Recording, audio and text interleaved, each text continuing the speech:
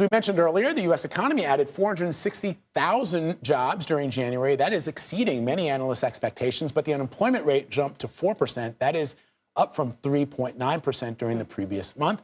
Experts brace for worse because of the recent surge, of course, in Omicron cases. So that's been the big news there. Nancy Cordes has some reaction from the White House now. So, Nancy, it's really fascinating. The White House took the unusual step of looking over here at you, Nancy. Sorry. We're surrounded by Nancys in every direction. You see you everywhere in our new studio.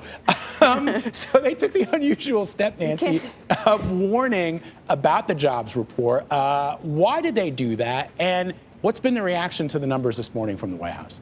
White House economic officials were out there sort of beating the drum before these numbers were released to say, you know, we don't know what we're going to be able to make of the new jobs numbers because the sample of employees was taken during January. In fact, during the week in January when Omicron hit its peak, when so many people were out of the workplace, not because they had lost their jobs, not because they had quit their jobs, but because they were sick or because they were isolating because they had been exposed to someone who had COVID. So they were really wary of attaching too much importance to this particular jobs report. But then guess what happens? The report comes out and the economy in January created 3 times as many jobs as economists and forecasters had been predicting. So it's something of a head scratcher. And despite what all of his economic advisors were saying publicly over the past 24, 48 hours,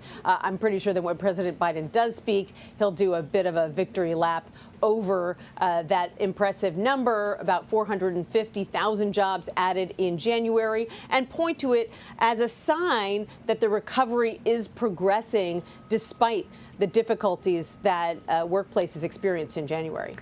Nancy, just to go back to the news that broke yesterday of the special forces attack in Syria that killed the leader of ISIS. Are we getting any more information? We know not only did the leader of ISIS, not only was he killed or he exploded a bomb, but also there were civilian casualties as well. Right. We've learned a lot of detail in the past 24 hours about this raid. The Pentagon is now saying that there were 7 people who were killed in the house. The ISIS leader, his wife and 2 children who were killed when he blew himself up. And then he had a lieutenant and the lieutenant's wife down on the 2nd floor. He was, remember, on the 3rd floor of this building. His lieutenant and his lieutenant's wife were on the 2nd floor. The Pentagon says that they actually barricaded themselves there and engaged with U.S. commandos when they entered the house after the bomb blast.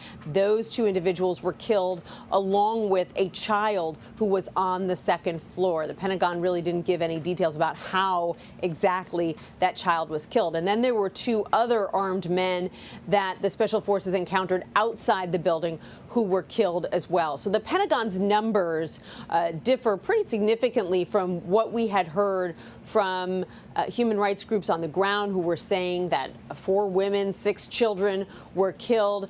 No real explanation there for the discrepancy. But you have Pentagon officials and, in fact, the Secretary of Defense himself promising that they are going to go back and review whether any casualties of innocent civilians could have been avoided in this particular instance. And the fact that they are making that statement really shows how concerned they are about this spate of recent reports about U.S. airstrikes causing unnecessary civilian deaths. Yeah, it's an important distinction. Nancy, lastly, let me ask you about Russian President Vladimir Putin and Chinese leader Xi Jinping. They are going to be meeting in Beijing today. There has been some reporting out there suggesting that whatever Russia might be intending to do in Ukraine or not intending to do, that they probably would not undertake those actions around the Olympics. What are you hearing? Right. Well, and you can see why they might want to wait, because when President Putin did go to China, the Chinese made it clear that they are standing with Russia on this issue, and they put out a statement saying that they agree with him that NATO shouldn't expand any further. That's one of the big contentions here. Ukraine wants to join NATO. That's something that Putin really doesn't want to see happen. And they made it clear that they stand with Russia. That is some very important support that Vladimir Putin was hoping to get from China when, frankly, he's pretty isolated from the rest of Europe on this issue, and really needs some allies here. And so this is really a show of force at a time when Vladimir Putin is increasingly not just coming under rhetorical fire from the U.S. and European leaders, but being threatened with all kinds of sanctions on his inner circle, on his government, if he does go ahead and invade Ukraine. All right, Nancy, thank you very much.